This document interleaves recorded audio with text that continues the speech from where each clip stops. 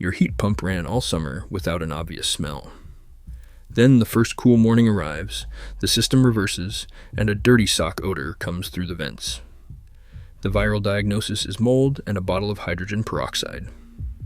But Trane says these reports are more prevalent with heat pumps during spring and fall changeovers, and its response uses specific coil and pan service products. These 9 claims have to pass a different test: which component is wet, which operating mode created the water, and who is authorized to work there. The first branch is also the one most peroxide videos skip. Before diagnosing a chemical problem, inspect the filter. Energy Star tells owners of ductless heat pumps to clean filters when they are visibly dirty or when the unit's filter indicator says it is time.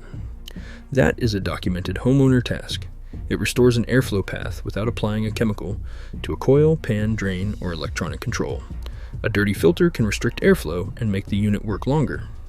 A filter check addresses AR flow first. The odor source still requires diagnosis before anyone claims mold. The boundary matters because heat pumps are sold in different forms. A ductless wall unit may place washable screens behind an owner access panel. A ducted air handler may use a disposable filter in a return grill or filter cabinet. The maintenance instructions and safe access points are not universal. Find the model, read the owner section, stop the equipment as directed, and service only the filter the manufacturer identifies. If the filter is damaged, replace it with the specified type instead of spraying it with a household oxidizer. When the manual identifies the filter as an owner task, service it by the stated method. No peroxide step appears in the documented filter task. Now follow the water. The second claim says any water around a heat pump is condensate, so the same drain treatment works in every season. In cooling mode, the indoor coil is cold. Moisture from indoor air can condense there, collect in a pan, and leave through an indoor condensate drain. In heating mode, a typical air source heat pump reverses the refrigeration cycle. The outdoor coil can become cold enough to collect frost, and the system periodically defrosts it. Meltwater then appears outside. Those 2 puddles come from different coils, in different locations during different operating modes. If water appears near the indoor air handler while cooling, you may be looking at a drain, pan, pump, or float switch issue. If water appears beneath the outdoor unit during or after a winter defrost cycle, drainage and ice management around the outdoor base become relevant. Daikin's current heat pump materials describe defrost logic, anti-corrosion treatments, and water shedding or drain pan features as model-specific design elements. That is why a generic indoor drain hack cannot simply move outdoors when the seasons change. Start with 3 observations: where the water is, whether the unit was heating or cooling, and whether the system is still operating normally. Keep people away from ice and electrical equipment. Do not pour a product into an opening just because it is near water. If drainage is obstructed or ice is building where the manual says it should not, use the model-specific service path. Use the location and operating mode to identify the component before choosing the next branch. The third claim begins with a true observation. On some heat pumps, removing an owner access panel reveals both a filter and the face of a heat exchanger. The claim then treats both as equally safe to clean. Daikin's documentation shows why visibility is a poor boundary. One Daikin operation manual tells the owner to stop operation and disconnect power before cleaning, and it says not to wash the heat pump or air handler with water. A separate Daikin installation manual for an FTQ air handler describes coil cleaning as qualified servicer work. The documents govern different models, components, and service roles. One warns owners against washing equipment. The other tells a qualified person how a particular indoor coil may be cleaned. A viral instruction usually deletes all 3 qualifiers.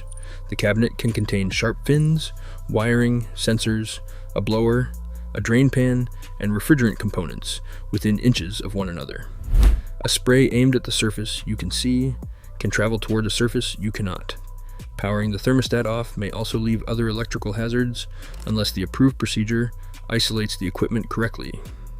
Your decision point is authorization, not reach. If the owner manual names the filter and louvers as owner cleanable parts, stay with those parts and the stated method. If the coil procedure appears only in installation or service documentation, or is marked for a qualified servicer, The branch ends there. Follow the owner procedure for the identified owner service parts. The coil goes to a technician when the model documentation assigns it to qualified service. The tree has now separated the filter from the coil and summer condensate from winter defrost water. The next branch overturns the assumption underneath almost every peroxide hack. The manufacturer may specify plain water for the surface the chemical is supposed to improve. For its aluminum indoor coil, the Daikin FTQ installation manual calls flushing with water the safest cleaning method. It warns that some chemical cleaners and drain pan tablets can be corrosive, and it limits alternative products to those on an approved list. That manual applies to a specific model and procedure. Approval still has to name the product, model, and service role.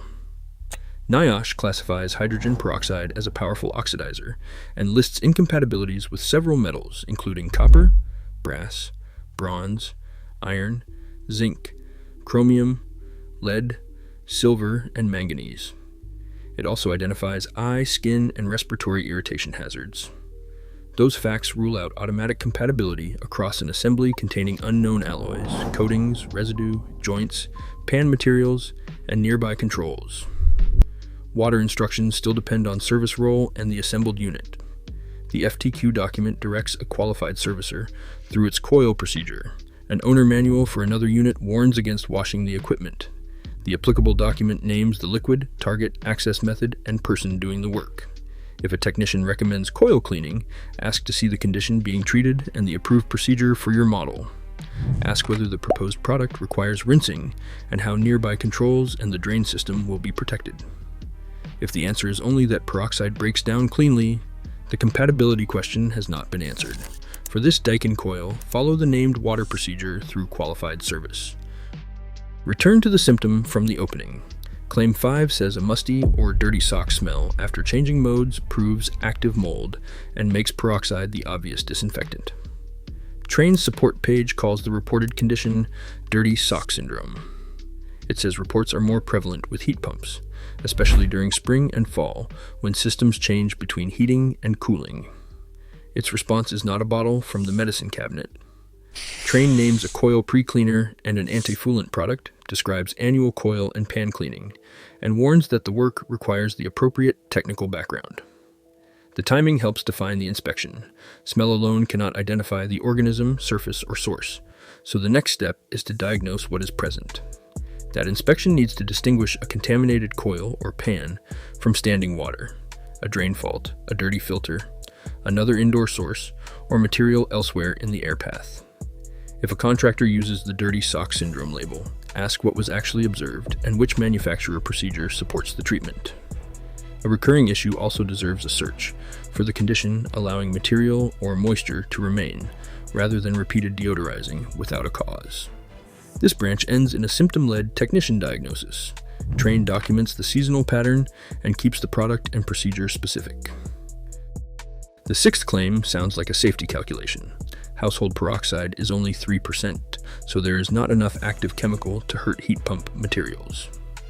A complete compatibility decision requires the concentration, alloy, surface finish, protective coating, joints, adhesives, seals, existing contamination, and the path liquid will take after leaving the visible face. NIOSH's incompatibility list explains why the word metal is too broad for this decision. Hydrogen peroxide does not behave identically around every metal. Evonik's handling guidance says contamination affects stability and decomposition. Those controlled material decisions bear little resemblance to spraying an assembled heat pump with unknown service history.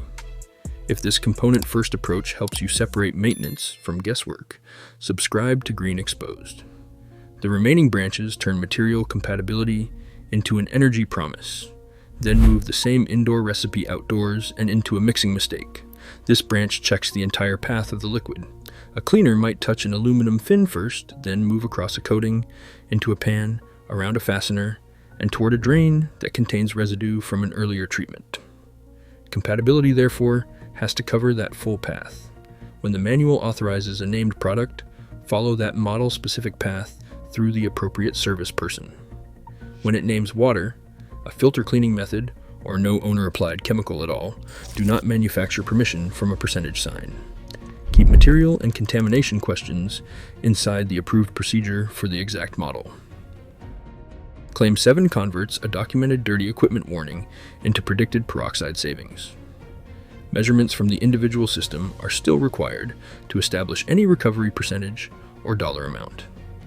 Energy Star warns that dirty coils can increase runtime and operating cost.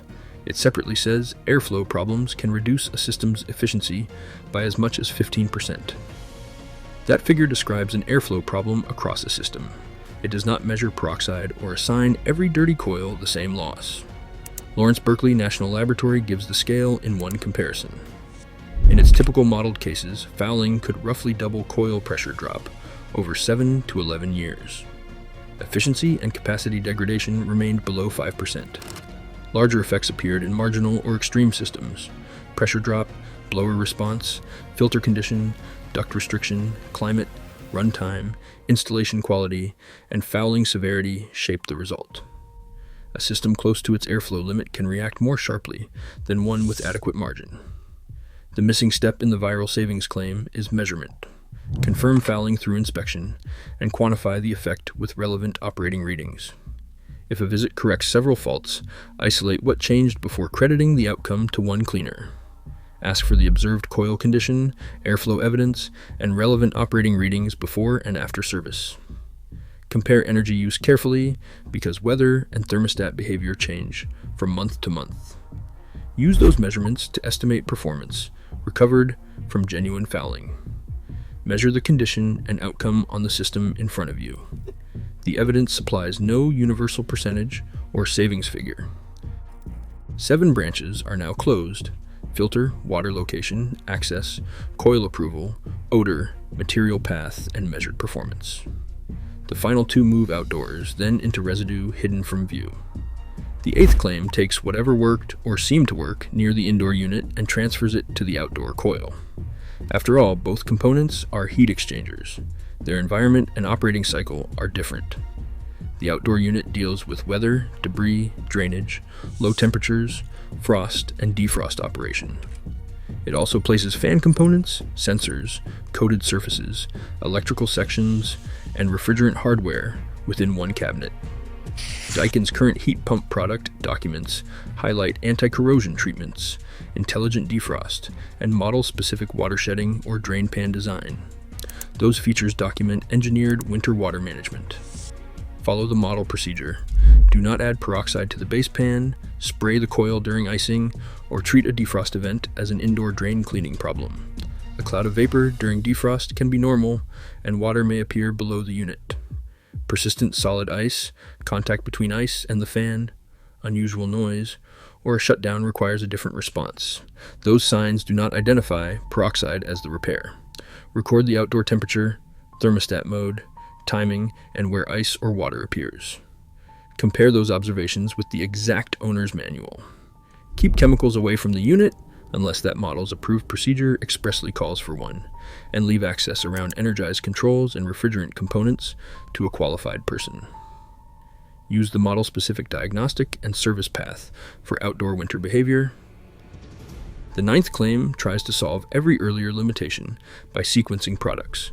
Use peroxide first, vinegar later, rinse between them, and the process is presented as safe because the chemicals supposedly never meet. That guarantee depends on knowing what remains inside fins, pan seams, tubing, traps, pumps, and drain lines. A homeowner usually cannot verify that every residue has left those spaces. NIOSH says peracetic acid formulations contain peracetic acid, acetic acid, and hydrogen peroxide, and that acute exposure can irritate the eyes, respiratory tract, and skin. Hidden fins, pan seams, traps, and lines can retain residue, so do not combine peroxide with vinegar, bleach, or another cleaner. A waiting period or improvised rinse does not prove the system is clear. If a service history lists a coil product, pan tablet, drain treatment, or anti-foulant, that information belongs in the next maintenance decision. If you do not know what is present, stop adding products. Use the label for any product exposure and move away from the equipment if odor or irritation develops. When residue is uncertain, a technician should identify it and select the next product under the applicable procedure. Use the completed tree when the opening symptom appears. Record the operating mode and location, then identify the component. If it is an owner-accessible filter and the owner manual provides a cleaning method, follow that method. If it is water, separate indoor cooling condensate from outdoor defrost drainage before deciding what system you are looking at. If it is a coil, pan, internal drain assembly, control area, persistent odor, or abnormal ice condition, open the exact model document and respect any qualified service boundary. Hydrogen peroxide appears in that tree only when a purpose-specific model-applicable procedure authorizes it. In the opened evidence, Energy Star sends owners to filters, Daikin places coil cleaning behind model and service rules, and Trane answers the seasonal odor with named professional products. The free verification step is the model plate. Photograph it, find that model on the manufacturer's site, and check whether the proposed task appears in the owner manual, installation manual, or service literature. The document tells you who is expected to perform it. The next investigation applies the same model-level discipline before a purchase. It maps the corporate families behind Carrier, Bryant, Trane, American Standard, Daikin, and Goodman, then shows what to demand on a heat pump quote. That video is on screen now.